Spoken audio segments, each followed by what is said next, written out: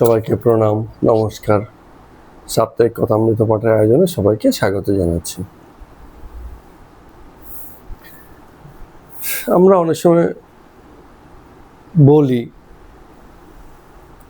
হয়তো কখনো কখনো জীবনের প্রতি বীতশ্রদ্ধ হয়েই বলি, অথবা কখনো কখনো এমন হয় ঈশ্বরের প্রতি কোনো একটা বিরাগ থেকে বলি, রাগের বশবর্তী হয়ে বলি। কি বলি? যে ঈশ্বর আমাদের কৃপা করছেন না, এরকম আমরা বলি। কিন্তু আমরা যদি একটু খেয়াল করে দেখি, অথবা খেয়াল করি না বলেই আমাদের এই দর্শনটা হয় না, কিন্তু তিনি সবসময় আমাদেরকে কৃপা করেই রেখেছেন। মনুষ্য জীবন প্রাপ্তির থেকে বড় কৃপা আর কিছু নেই। আমরা যে মানুষ হয়ে জন্মেছি, এইটার থেকে বড় কৃপা আর কিছু হয় না। কারণ এটা হচ্ছে সবচেয়ে বড় অপরচুনিটি, সুযোগ, to understand the world, to understand হিম। তাকে বোঝার এবং এই জগৎকে বোঝার সবচেয়ে বড় সুযোগ। যেমন এই জগৎকে মানুষ যত বুঝেছে, অন্যান্য প্রাণী অতটা বোঝেনি। মানুষের মনোবৃত্তির যে পরিবর্তন, বুদ্ধিভিত্তিক পরিবর্তন, তা জগতের যে কোনো কিছুকে হার মানিয়ে দিতে পারে। এত বড় পরিবর্তন, এত বড় অ্যাডজাস্টমেন্ট, এত বড় অভিযোজন মানুষের মনোবৃত্তির জায়গাতে ঘটেছে। শরীর বৃত্তীয় পরিবর্তন এতটা নয়, যতটা মনোবৃত্তিক পরিবর্তন মানুষ ঘটিয়েছে এবং ঘটিয়ে চলছে। তো এই মনকে তৈরি হতে হয়, না হলে এই যে অনুপ্রেরণার বিভিন্ন উপাদান জগতে অলরেডি আছে, সেসবকে আমরা গ্রহণ করতেই রাজি নই। হয়তো এমন হতে পারে যে, বলছি না যে তিনি আমাদের কৃপা করছেন না, হয়তো এমন হতে পারে যে আমাদের ঘরেই এমন একটা গ্রন্থ আছে, যেই গ্রন্থ যথার্থ মনোযোগের সাথে পাঠ করলে পরে জীবনের অনেক অমীমাংসিত প্রশ্নের উত্তরই মেলে। এমন একটা গ্রন্থই হয়তো জীবন বদলে দিতে পারে, কৃপাতুল্য গ্রন্থ হয়তো আছে, কোনোদিন পড়েই দেখা হয়নি। একজন গুরুতুল্য ব্যক্তি হয়তো আমাদের খুব কাছাকাছি আছে শুভাকাঙ্ক্ষী হিসেবে, কিন্তু তার দিকে বিশেষ নজরই কখনো যায়নি। কেন নজর যায় না? কারণ আমরা অন্য কিছু একটা ভেবে রেখেছি। আমরা ভেবে রেখেছি গুরু এমন হবেন, যেমন দ্রোণাচার্য গুরু, কৃপাচার্য গুরু, এইরকম, অথবা বেশধারী গুরু, যিনি বিশেষ পোশাকের অধিকারী, হাতে দণ্ড নিয়ে আসবেন, এই রকম, বা কোথাও থেকে উদিত হবেন, এরকম বিভিন্ন কনসেপ্ট। তো আমাদের প্রি কনসেপ্টই আমাদের স্থিতিকে, আমাদের মুখকে ঘুরিয়ে দেয়। কখনো নৌকো চালালে কি হয়?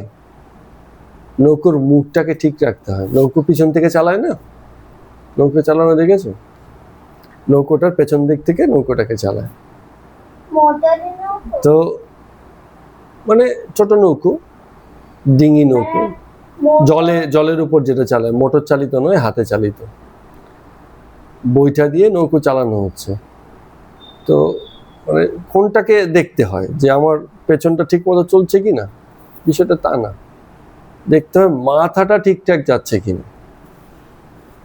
সাইকেল চালানোর ক্ষেত্রে একই রকম, ওই খেয়াল করতে হয় না যে ঠিক মতো প্যাডেল দেওয়া হচ্ছে কিনা, খেয়াল করতে হয় মাথাটা ঠিকঠাক যাচ্ছে কিনা, ঠিক না? তো আমাদের প্রিকনসেপ্ট, আমাদের এই যে সম্মুখের দৃষ্টি, এটাকে পাল্টে দেয়। আমরা ঠিক বুঝতে চেষ্টা করি না যে এটা ঠিকঠাক যাচ্ছে কিনা। আর জগৎ মানেই তো কনসেপ্টের খেলা, এই কথার বলার অপেক্ষা রাখে না। কেবলই কনসেপ্ট, যা কিছু আমাদের আছে মাথায় সবই এক একটা কনসেপ্ট, ঈশ্বরের কনসেপ্ট। ওই একটা ঠাকুর একটা মজা করে কথা বলেন না, যে ঈশ্বর যদি সামনে এসেও দাঁড়ায় তুমি তো বিশ্বাসই করবে না সে যে ঈশ্বর। কেন? কারণ অন্য কোনো কনসেপ্ট ধরে বসে আছি আমরা, ভাবছি যে ঈশ্বর এইরকম ভাবে আকাশ থেকে উজ্জ্বল মূর্তি হয়ে, হ্যাঁ, 10-12টা হাত নিয়ে, এক হাতে অস্ত্র এক হাতে পদ্ম, কত কিছু এরকম কনসেপ্ট নিয়ে বসে আছে। তো ঈশ্বর যদি আমাদের সামনে থাকেনও, আমরা কোনোভাবেই বিশ্বাস করব না তিনি ঈশ্বর। তো ঈশ্বরের কনসেপ্টই ঈশ্বরকে বুঝতে বাধা দিচ্ছে। ঈশ্বর সম্পর্কে যত ধ্যান ধারণা করে রেখেছি তাই ঈশ্বরকে বুঝতে দিচ্ছে না। একই রকমভাবে মুক্তির কনসেপ্টও আমরা ভাবি মুক্তি মানে হচ্ছে এই রকম, যেমন বুদ্ধদেব মুক্ত হয়েছিলেন ধ্যান সাধনা করে, জগতের বিষয়ে মুক্ত। কিন্তু মুক্তির কনসেপ্ট একদম খুব জীবন ঘনিষ্ঠ এবং জগৎ ঘনিষ্ঠ।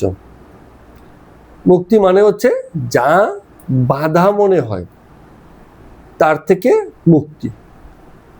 তাহলে মুক্তি বলে আলাদা কিছু নেই, বন্ধন মুক্তিই মুক্তি। বন্ধন বলে যে বোধ হবে সেটা থেকে মুক্তি হলেই মুক্তি। কেউ হাত পা বেঁধে রেখেছে, সেখান থেকে মুক্তি হলেই মুক্তি ঘটে গেল। মুক্তি বলে আলাদা কিছু আসে না, বন্ধন বোধই মুক্তির আকাঙ্ক্ষা তৈরি করে। জ্বালা বোধ আছে কিনা, কষ্ট হচ্ছে কিনা, তবেই তো ডাক্তারের কাছে যাব, ট্রিটমেন্ট করাবো, সুস্থ হব। জ্বালা না থাকলে কে যায় ডাক্তারের কাছে? সে তো সুস্থ। এমনি বন্ধন বোধ না থাকলে, বন্ধন বোধের জ্বালা না থাকলে সে তো এমনিই মুক্ত, তার মুক্তির ভাবনা দরকারই নেই। যতক্ষণ বন্ধন বোধ, বন্ধনের জ্বালা বোধ আছে, ততক্ষণই মুক্তির আকাঙ্ক্ষা আছে। আর সেটা কেটে গেলেই মুক্ত হয়ে যায় ব্যক্তি আপনিতেই। কিন্তু আমরা ভেবে রেখেছি মুক্তি মানে কিছু একটা ঘটবে আমরা আমাদের সঙ্গে, বা আমরা কোথাও যাব, বা আমরা কিছু একটা হয়ে উঠবো, এইরকম। প্রতিষ্ঠার কনসেপ্টও তাই। প্রতিষ্ঠা মানেই আমরা জগতে বুঝি গাড়ি বাড়ি, সম্পদ, অর্থ, অনেক কিছু। কিন্তু প্রতিষ্ঠা মানে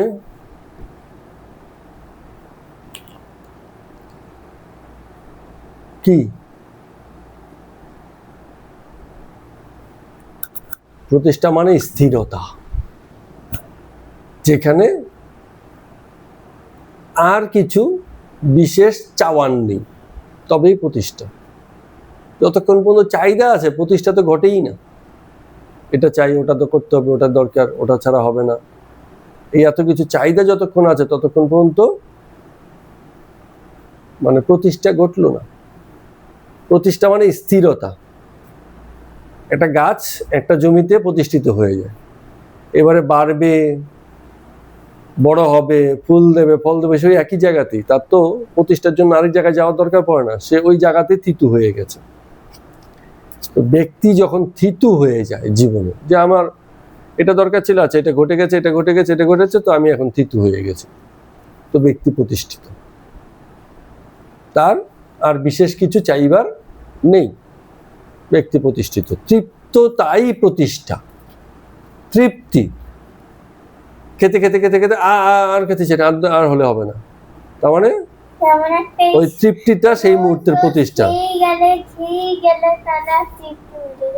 হ্যাঁ, যতক্ষণ পর্যন্ত তৃপ্তি আছে ততক্ষণ পর্যন্ত প্রতিষ্ঠা আছে। কিছু না খেয়েও তৃপ্তি আসতে পারে, বা সামান্য খেয়েও তৃপ্তি আসতে পারে। তৃপ্তিটুকু আসাই প্রতিষ্ঠা, না হলে প্রতিষ্ঠা আসে না। মানে এটা একটা সাপেক্ষ বিষয়। মানে আমি কোন কোন জিনিসগুলোকে প্রতিষ্ঠার মানদণ্ড হিসেবে রেখেছি, কত দূর পর্যন্ত রেখেছি। আমি বিশ্ব ভ্রমণ করব, বিশ্ব ভ্রমণ তো কোনোদিন শেষই হবে না, জীবন শেষ হয়ে যাবে। কিন্তু আমি মোটামুটি এটুকুনো ঘুরে আমার মন তৃপ্ত হয়ে গেছে, যে ঠিক আছে, মোটামুটি সাগর দেখেছি, পর্বত দেখেছি, মানে মরুভূমি দেখেছি, বন দেখেছি, পাহাড় দেখেছি, তো আমার জগৎ দর্শন হয়েছে।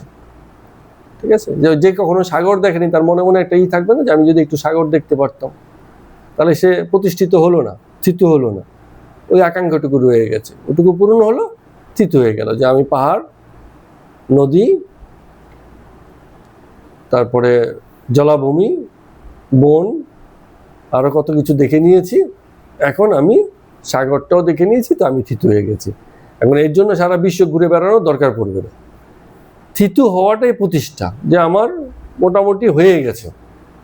একটা না একটা সময় তো কাউকে না কাউকে বলতে হবে যে আমার হয়ে গেছে, আর কিছু চাই না, খুব একটা আমার মোটামুটি ঠিকঠাক হয়ে গেছে, 5টা জামা 5টা প্যান্ট হয়ে গেছে, আর এখন আর কিছু চাই না, তাই না? এখন যদি কারো মনে এমন থাকে যে আমার 5টা হয়েছে তো কি হয়েছে, আরো একটা দেখে এসছে, ওটা চাই, ওটা হয়ে গেলে আরো একটা দেখেছি, ওটাও চাই, এরকম চাই চাই ভাবনাটা রয়ে গেছে, অভাববোধটা রয়ে গেছে, তার প্রতিষ্ঠা আসে না। তো তৃপ্তি প্রতিষ্ঠার জন্ম দেয়, এইরকম তো বিভিন্ন কনসেপ্ট আমাদের রয়ে গেছে। তো এইসব কনসেপ্টই আমাদেরকে কাটে, খড়গ হয়ে কাটে। দেবীর হাতে খড়গ থাকে না, অসুরকে দৈত্যকে কেটে দেয়, এমনি বিভিন্ন রকম কনসেপ্টের খড়গ আমাদের মাথার মধ্যে আছে, এগুলি আমাদের গলা কেটে দিচ্ছে প্রতিনিয়ত, আমরা বুঝতে পারছি না। তো এইসব কনসেপ্ট থেকে বেরিয়ে আসতে পারলে তবে যেন কোথাও ব্যক্তি শান্ত হয়, ব্যক্তি কৃপাধন্য হয়, না হলে তার আগ পর্যন্ত সবই মোহগ্রস্ততা। মোহগ্রস্ততা মানে হচ্ছে এমন কিছু ধরে বসে আছে, কোনো একটা ভোগের কনসেপ্ট, যেটা আমাকে অস্থির করে রাখছে, স্থির হতে দিচ্ছে না, এবং সেই সব অস্থিরতাই জীবনের চালিকা শক্তি, জীবনকে বিভিন্ন রকম ভাবে দৌড়ে দৌড়ে দেয়, ঘাট ধাক্কা দিয়ে দৌড়ায়, ঠেলা দিয়ে দৌড়ায়, পিছন থেকে ঠেলে দিয়ে দৌড়ায়, লাত মেরে দিয়ে দৌড়ায়, এরকম করে দৌড়াতে থাকে আমাদেরকে। তো আমরা এইসব কনসেপ্টের মায়াজালে না ফেসে সত্তা সত্য, যে সেদিনকে বলছিলাম না, জ্ঞান কোনটা, জ্ঞানটা হচ্ছে অ্যাজ ইট ইজ জানা, ওটা যেমন আছে তাকে সেই রকমই জানা, কোনো রকম কনসেপ্টের আবরণের ভিতর থেকে না জানা, এরকম জানলে তবেই মুক্তি। কিন্তু প্রশ্ন হচ্ছে অন্য জায়গায়, আদৌ আমরা মুক্তি চাই কিনা? মুক্তি চাইলে বন্ধন বোধ থাকতে হবে, বন্ধন বোধের জ্বালা থাকতে হবে। যার বন্ধন বোধ আছে, বন্ধন বোধের জ্বালা আছে, সেই মুক্তি চাইতে পারে, না হলে বাকি যে মুক্তি চাওয়া উপরি উপরি। একজন বলছে দিন রাত আমি মরি না কেন, মরি না কেন, এই সংসারে আর ভালো লাগছে না, কেউ একজন বলছে। কিন্তু তার যদি সত্যি জ্বালা থাকতো, জ্বালা বোধ থাকতো, এবং মুক্তির আকাঙ্ক্ষা সত্যি সত্যি থাকতো, তাহলে সে সংসারই সবার আগে ত্যাগ করতো, ওটাই তো তার মুক্তি। কারণ মৃত্যু মুক্তি না, মৃত্যুটা মুক্তি না, জ্বালাবোধ থেকে বেরিয়ে যাওয়ার নামই মুক্তি। এইরকম তো এসব বিষয়ে আমাদের প্রারম্ভিক আলোচনা তো চলতেই থাকবে। এই আলোচনা থেকে আমরা এখন মূল আলোচনা কথামৃতের পর্ব সংখ্যা 174-এ প্রবেশ করছি। খুব একটা সুন্দর আলোচনায় আমরা ছিলাম, যেখানে আমরা দেখছিলাম একজন বিশেষ ব্যক্তি, বাবু ম্যাজিস্ট্রেট লেখক বঙ্কিমচন্দ্র চট্টোপাধ্যায় গেছেন ঠাকুরের সঙ্গে সাক্ষাতের উদ্দেশ্যে, এবং তাকে নিয়ে বিভিন্ন কথা হচ্ছে। তো কথায় কথায় ঠাকুর বলছেন যে কেশব সেন একবার জিজ্ঞেস করেছিল আমাকে যে ঠাকুর আপনি বলুন পরকাল কি আছে? তো পরকাল মানে হচ্ছে জন্মের পরে আবারও জন্ম। ঘটনা হচ্ছে একটা জমিতে ধান হয়েছে, তো ধানের গাছটাকে যদি তুলে নেয় আর কিছু ধান যদি আবার জমিতে পড়ে যায়, সেই পড়ে যাওয়া ধান থেকে আবারও ধান গাছ হতে পারে। কিন্তু একটা গাছ বাজা হয়েছে, বাজা মানে ওই গাছে কোনো ধান হয়নি, ওটাকে তুলে নিলে ওখান থেকে আর কোনো ধানও পড়বে না, সেই জমিতে আর কোনো ধানের জন্মও হবে না। বাজা হয়ে যাওয়া মানে অকেজো হয়ে যাওয়া, সৃষ্টির প্রক্রিয়া তার আর হচ্ছে না, বন্ধ। ঠিক আছে, তো ওখানেই শেষ। কিন্তু যদি ধান হয় বহুব্রীহি, বহুব্রীহি শব্দের মানে কি, যে গাছের মাথায় অনেক ধান হয়েছে তাকে বলে বহুব্রীহি। তো এরকম বহুব্রীহি যার আছে, অনেক ধানকে যে মাথায় ধরে রেখেছে, তার বারবার জন্ম হয়। সে হয়তো একই ব্যক্তি স্বরূপে জন্ম হয় না, কিন্তু তার অস্তিত্বের পুনর্জন্ম হয়। ওই একই গাছটা জন্মাবে না, কিন্তু সেই গাছের ধান থেকে আরেকটা নতুন ধান গাছ হবে, জন্ম প্রবাহ চলবে। তো জন্ম প্রবাহ কি থেমে আছে জগতে? জন্ম প্রবাহ একবারেই থেমেনি, জন্ম প্রবাহ চলছে। তো যদি জন্ম চলে, তাহলে ওই নতুন যে গাছটা জন্ম হলো তার পূর্বকাল কোনটা? তার মাতৃগাছটা। আর মাতৃগাছটা যেটা আছে তার পরকাল কোনটা? তার সন্তান তুল্য গাছটা, তাই না? তো পরকাল, আমরা ওই যে বললাম না বিভিন্ন কনসেপ্টে ফেসে আছে, আমরা পরকাল বলতে কি বুঝি? আবার একটা মানে মাঝখানে একটা বিরতি হবে মৃত্যুর মধ্য দিয়ে, কোথাও আকাশে বাতাসে আমার আত্মাটা ঘুরতে থাকবে, আবার টুক করে গিয়ে কোনো একটা শরীরের ভিতর ঢুকে যাবে, এই রকম। কিন্তু এই যে খেলাটা যেরকম ভাবে কল্পনা করছে এমন ভাবে না হলেও, এই পুনর্জন্মের যে চক্র সেটা জগতে চলমান, চিরকালই চলবে, এটা কখনো থামবে না। কিন্তু এই যে ব্যক্তি যে ভাবছে যে আমারই পুনর্জন্ম হয় কিনা, আমার পুনর্জন্ম কখন বন্ধ হয়ে যাবে? যখন ব্যক্তি আমি এই জন্মান্তরের খেলাতে এই প্রকৃতির স্তর থেকে নিজেকে তুলে নিতে পারবো। যেমন ঠাকুর উদাহরণ দিয়ে বলছেন, একটা কুমোরের বাড়িতে, কুমোর মানে হচ্ছে যে মানে কাদা দিয়ে মাটি দিয়ে বিভিন্ন বাসন কোসন খেলনা এরকম বানায়, তো তার বাড়িতে ওই তৈরি করা খেলনাগুলোকে সে রোদ্দুরে শুকুতে দেয়, কিছু গরু আবার সেগুলোকে মারিয়ে দিয়ে যায়। তো যেটা শুকিয়ে গেছে ওটাকে মারিয়ে দিলে ওটা আর কিছু করা যাবে না, কিন্তু যেটা কাঁচা আছে ওটাকে যদি মারিয়ে দেয়, সেই মাটিটাকে আবার নিয়ে এসে সেটাকে আবার জলের সাথে মিশিয়ে আবার একটু নরম করে, সেই তার যে উপায় আছে সেভাবে সে নতুন করে আবার এটাকে গড়ে দেয়। ঠাকুর বলছেন যতক্ষণ কাঁচা থাকে ততক্ষণ কিন্তু কুমড়ো ছাড়ে না, কাঁচা মাটি যতক্ষণ আছে ততক্ষণ একে গড়া যাবে। তো প্রকৃতিও ছাড়ে না, যতক্ষণ ভোগের ইচ্ছা এই চক্রের মধ্যে ব্যক্তি থাকে ততক্ষণ তাকে দিয়ে এই বারবার পুনর্জন্মের খেলাটাকে প্রকৃতি খেলায়। কিন্তু যেই এসব বিষয় থেকে তার মন উঠে যায়, সে আর এসবের ভিতরে নিজেকে রাখতে চায় না, তখনই তার মুক্তি। এখানে ঠাকুর একটা কথা বলছেন যে কুমড়ো ছাড়ে না। কেন ছাড়ে না? কারণ মাটি নরম আছে। আর ঈশ্বরও ছাড়ে না, কারণ জগতের খেলাটাই প্রকৃতির স্তরে, জগতের যে খেলাটা আছে সেটা প্রকৃতির স্তরে, সেখানে জন্ম পুনর্জন্ম বারবার জন্ম ঘটতে হবে, তাহলে জগৎ বিকশিত হবে না, জগৎ চলবে না। এবং এই যে বারবার প্রকৃতির স্তরে খেলা, এই খেলাটাকে বলি মায়া। এই মায়া দ্বারা জগৎ চলছে। তো জ্ঞানী কি করে? এই মায়ার খেলাটা বুঝে যায় এবং সে সেখান থেকে মুক্ত হয়ে যায়, তার মন আর সেই খেলাতে বদ্ধ থাকে না, সে আর সেই দিকে মন দেয় না, তার মন মুক্ত ঘটে যায়, মানে শরীরও তখন মুক্ত হয়ে যায়। প্রকৃতির স্তরে তখন সে অকেজো। মন মুক্ত হয়ে গেলে শরীর আপনিতেই মুক্ত হয়, শরীর আর তখন প্রকৃতির স্তরে থেকেও থাকে না, সে তখন মুক্ত।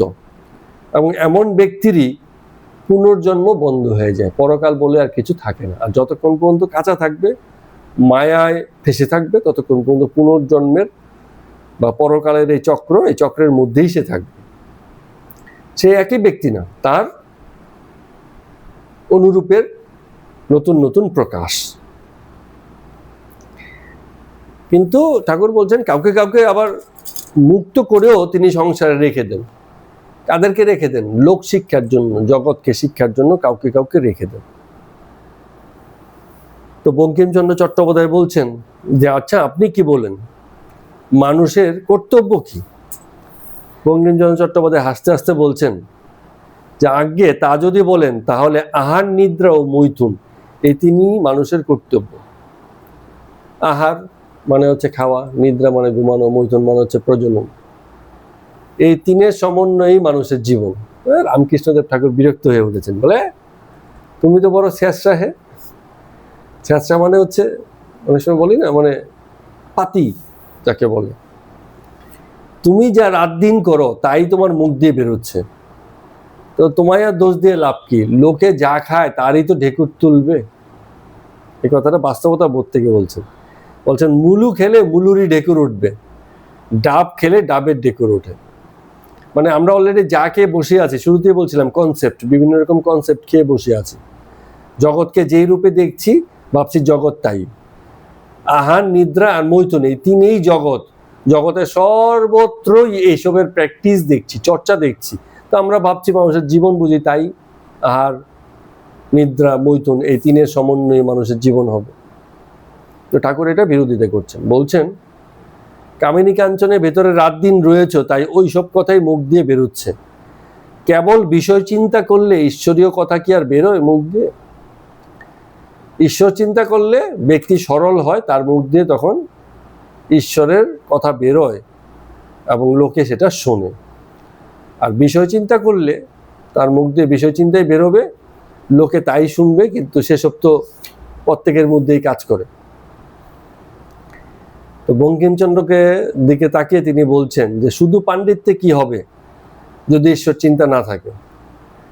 যদি বিবেক বৈরাগ্য না থাকে, শুধু পাণ্ডিত্যে কি হবে? কেবল তো কামিনী কাঞ্চনে মন দিয়ে বসে থাকবে। মানে বঙ্কিম বাবুকে সামনে বসিয়ে জগতের লোকের কথাই বলছেন যে পাণ্ডিত্য কোনো কাজে আসবে না যদি কামিনী কাঞ্চনে মন থাকে। সংসার এবং ধন এই দুয়ে যদি মন থাকে। তো বলছে চিল তো অনেক উপরে ওঠে, শকুনি, চিল শকুন দুটো পাখি, বাজ পাখি, এই ধরনের পাখিরা খুব উপরে ওঠে, কিন্তু নজর থাকে কিসের দিকে? ভাগাড়ের দিকে। ভাগাড় মানুষের যেখানে কোথাও মরা পড়ে আছে কিনা, তো তার মানে কি নিচের দিকে নজর। তো পণ্ডিত ব্যক্তিরা অনেক বই পড়ে, শাস্ত্র পড়ে, শ্লোক ঝাড়তে পারে, এই বই লিখেছে সেই বই লিখেছে, কিন্তু হলে কি হবে? জগতে সংসারের বিষয়ে আসক্ত হয়ে বসে আছে, তাহলে লাভ কি? তো কেউ কেউ মনে করে যে ঈশ্বর ঈশ্বর করে কিছু লোক পাগলা হয়ে যায়, বেহেড হয়ে যায়, মাতাল হয়ে যায়। বেহেড মানে মাথার ঠিক নেই, ওই ঈশ্বর ঈশ্বর করে মানে বেড়াচ্ছে আর কি, ঈশ্বর ঈশ্বর করে বেড়াচ্ছে।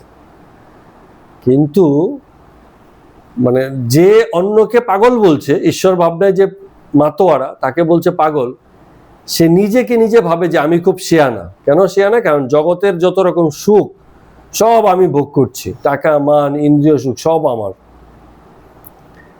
যেমন কাকের মতো, কাক কি করে? নিজেকে খুব শেয়ানা মনে করে, খুব চালাক মনে করে, কিন্তু হলে কি হবে? জগতের যত ময়লা সব কে খায়? এই কাক খেয়ে বেড়ায়। এত চালাক, এত শেয়ানা, কিন্তু তার স্বভাব এমন যে মানে মন্দ খেয়েই তাকে বেড়াতে হচ্ছে। যারা খুব শেয়ানা তারা নিজেরাও বুঝে না যে কি মন্দের মধ্যে তারা ফেঁসে আছে। আর যারা ঈশ্বর চিন্তা করে তাদের স্বভাবটা হচ্ছে হাঁসের মতো। হাঁস কখনো দৌড়লে, দৌড়লে মানে কি? মাটিতে দৌড়ুক আর জলে দৌড়ুক, সবসময় সোজা সোজা দৌড়ায় হাঁস, দ্রুত সোজা সোজা দৌড়ে। মানে কি গতি হাঁসের, দ্রুত মানে দৌড়ে চলে যায়, একদিকে সোজা চলে যাবে।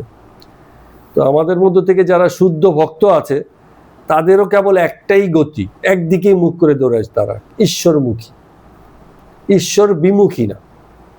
ঈশ্বর একদিকে, তার মুখ একদিকে, ঈশ্বর একদিকে, তার মন একদিকে, এরকম না। ঈশ্বর ভাবনা একদিকে, জগৎ ভাবনা একদিকে, এইরকম না।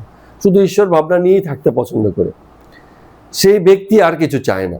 কারণ অন্য কিছু আর তার ভালো লাগে না, জগতের বিষয়ে সে আর আকর্ষণ বোধ করে না। তো বঙ্কিমচন্দ্র চট্টোপাধ্যায়কে তিনি বলছেন যে এত যে কথা বলছি আপনি আবার কিছু মনে করবেন না। তো বঙ্কিম বাবা উত্তর দিচ্ছেন খুব সুন্দর, বলছেন আগে মিষ্টি কথা শুনতে এখানে আসিনি। তাহলে এখানেও বঙ্কিম বাবুর একটা বড় মনের পরিচয় পাওয়া গেল, সততা পাওয়া গেল। কারণ বঙ্কিম বাবুকে তোষামত করে তাকে তোল্লাই দেওয়া, তাকে ভালো বলার লোক জগতে অনেক আছে, কিন্তু বঙ্কিম বাবুর এত জ্ঞান বুদ্ধিকে এরকম ভাবে খণ্ডন করে দেওয়ার মতো লোক জগতে খুব একটা নেই। যে কারণে বঙ্কিম বাবু বলছেন যে আপনি আমাকে মিষ্টি কথা বলবেন, এইসব মানসিকতা নিয়ে আমি আসিনি। তো রামকৃষ্ণদেব ঠাকুর বলছেন যে কামিনী কাঞ্চনী সংসার আর এরই নাম মায়া। পশুভাব না গেলে ঈশ্বরের আনন্দ আস্বাদন করতে পারবে না। ঈশ্বরের কাছে প্রার্থনা করতে হয় যাতে পশুভাব চলে যায়। পশুভাব মানে কি? কেবল শরীর বোধ। পশু কেবল শরীর বোধে থাকে, তার মন বোধ, উচ্চবোধ, বুদ্ধিবোধ, চিন্তাবোধ বা চেতনার বোধ নেই, সে কেবল শরীর। সাপ ছবল দিতে পারলেই বাঁচে, কারণ ওটাই তার স্বভাব। কুকুর কামড়াতে পারলেই বাঁচে, কারণ ওটা তার স্বভাব। তো এই রকম মানে পশু বোধ, কিন্তু এগুলো দূর হয়ে যায় যদি অন্তর্যামী শোনেন এবং আপনি যদি আন্তরিক হন। একবার পঞ্চবটির তলায় আমি টাকা মাটি, মাটি টাকা, মাটিই টাকা, টাকাই মাটি এই বলে টাকা জলে ফেলে দিয়েছিল। বঙ্কিমবাবু আটকে উঠছেন, বলছেন বলেন কি, টাকা মাটি? আরে মহাশয়, 4টা পয়সা থাকলে তো গরিবকেও দেওয়া যায়। টাকা যদি মাটি, তাহলে দয়া, পরোপকার এসব করবেন কি দিয়ে? মানে বঙ্কিমবাবু বলছেন, রামকৃষ্ণদেব বঙ্কিমবাবুকে বলছেন যে দয়া, পরোপকার, তোমার কি সাধ্য যে কেউ পরোপকার করে? আপনি চাইলেও অন্যকে উপকার করতে পারবেন যদি তার কৃপা না থাকে। সন্ন্যাসী যদি কাউকে কিছু দেয়, সে আমি দিচ্ছি এই জ্ঞানে দেয় না। দয়া টয়া যা কিছু বলছি এগুলো সব হচ্ছে রামের ইচ্ছা। তার ইচ্ছা হলেই আপনি কেবলমাত্র কৃপা করতে পারেন। আপনি ভোগ রান্না করেছেন, বাড়িতে অতিথি নেমন্তন্ন করেছে, তারা যদি না আসে কে খাবে সেই ভোগ? তো চাইলেও আপনি করতে পারেন না। তো এইটা যদি কোনো দান, যদি উপকার করতে হয়, তাহলে সন্ন্যাসীর মন আগে তৈরি করতে হয়। কারণ যে গুড় খায় না সে গুড় সংগ্রহে রাখবে, এটা উচিত নয়। যে বলে যে গুড় খেও না, তার নিজের কাছে গুড়ের ভান্ডার সংগ্রহ করে রেখেছে, তাহলে লোকে শুনবে? লোকে তার কথা শুনবে না। তো সংসারী লোক সবসময় মনে করে যে আমার বাড়িতে স্ত্রী, পুত্র, কন্যা এরা আছে, সুতরাং আমার সঞ্চয় দরকার। কিন্তু পাখিও সঞ্চয় করে কিছু দিনের জন্য, সারা জীবনের জন্য না। যখন বাড়িতে ছানাপোনা হয়, এক সময় সঞ্চয় বন্ধ করে দেয়। কিন্তু সংসারের লোকের সঞ্চয় আর অর্থ আয়ের জোর মানে যে চেষ্টা, তা জগতে শেষ হয় না, শেষ দিন পর্যন্ত অর্থ আয় করতে থাকে। তো সংসারী লোক শুদ্ধ ভক্ত হলে অনাসক্ত হয়ে কর্ম করে, অর্থাৎ দান করবে নিজের কোনো ব্যক্তিগত লাভের জন্য নয়, যে আছে দান করছে, কারো কাজে লাগবে তাই দান করছে। এবং এই রকম অনাসক্ত হয়ে কর্ম করাটাকেই বলে নিষ্কাম কর্ম। তো সংসারী ব্যক্তি অন্যের উপকারের জন্য, পরোপকারের জন্য দান বা কর্ম করবেন, তাতে তার নিজেরই উপকার। কেন নিজের উপকার? তাতে সর্বভূতে যে হরি আছে তারই সেবা হয় বলে তিনি মনে করবেন যে এই কর্মের ভিতর দিয়ে, এই পরোপকারের ভিতর দিয়ে হরি সেবা করা হলো। কারণ হরি সেবা আমি পাচ্ছি, আবার হরির সেবা আমি দিচ্ছিও বটে। যে পরোপকার করে সে কি অন্যের উপকার নেয় না? সে নিজেও তো অন্যের উপকার নেয়। তো আমি যা নেই তা দিতে অসুবিধা কি আছে? তো যেটা আমি নিয়েছি তা আবার অন্য কাউকে দিচ্ছি, এইটুকুনি ফারাক ঘটে। কিন্তু এই জগতে সত্যি যে টের পায় না, সে মনে করে যে আমি বুঝি বিশেষ কিছু করলাম। আর এই রকম হরি সেবা শুধু মানুষের সেবা নয়, জীবজন্তুর সেবার মধ্য দিয়ে হরি সেবা প্রকাশ পায়। কেউ যদি মনে করে যে আমার মান চাই, যশ চাই, মরবার পর স্বর্গ চাই, তবে তাকে দিয়ে হবে না। যাদের সেবা করছে উল্টু তাদের উপকার চায়, তাদের কাছে কৃতজ্ঞতা চায় যে আমি তোমাদের জন্য করেছি, তোমরা স্বীকার করো। কিন্তু নিষ্কাম কর্মে এসব স্বীকারোক্তি আশা হয় না। নিষ্কাম কর্ম করলে অন্যের কল্যাণ কি হবে না হবে জানি না, কিন্তু ব্যক্তি তার নিজের কল্যাণ করতে পারে, কারণ তার ভার কমে। যে আমি জগতের যে উপকার পাচ্ছি, এই উপকারের মধ্য দিয়ে সেইটাকে পরিশোধ করছি মাত্র। তো এইভাবে তিনি জগতের কল্যাণে নিজেকে কাজে লাগাতে পারেন। তো আমরা অনেক সময় বাবা মার মধ্যে স্নেহ দেখি, জীবরক্ষায় জগতের বিশেষ লোকেদের মধ্যে স্নেহ দেখি, দয়ালু জগতে দয়া করেন, উপকারী উপকার করেন, কিন্তু কারো ক্ষমতা নেই, তিনি আমাদের কারো না কারোর মধ্য দিয়ে সেই কাজটা করাচ্ছেন। তার কাজ কখনো আটকে থাকে না। তাই যে প্রশ্নটা ওই যে ভদ্রলোক বঙ্কিমবাবু করলেন প্রথমেই, যে আপনি বলুন জীবের কর্তব্য কি, তো ঠাকুর বলছেন যে তার শরণাগত হওয়া, তাকে লাভ করা, তাকে বুঝতে পারা, তার দর্শন করা এবং এই সংক্রান্ত ব্যাকুলতাই জীবের একমাত্র কর্ম। এটাই একমাত্র প্রার্থনা হওয়া উচিত, যেন আমি আপনাকে বুঝতে পারি, আপনার শরণাগত হতে পারি, আপনার আশ্রয়ে জীবন কাটাতে পারি। চেতনার আশ্রয়ে যদি জীবন না কাটে, সেই জীবন কেমন হয়? ভারবহ, দুর্বিষহ, কষ্টকর, যন্ত্রণাদায়ক।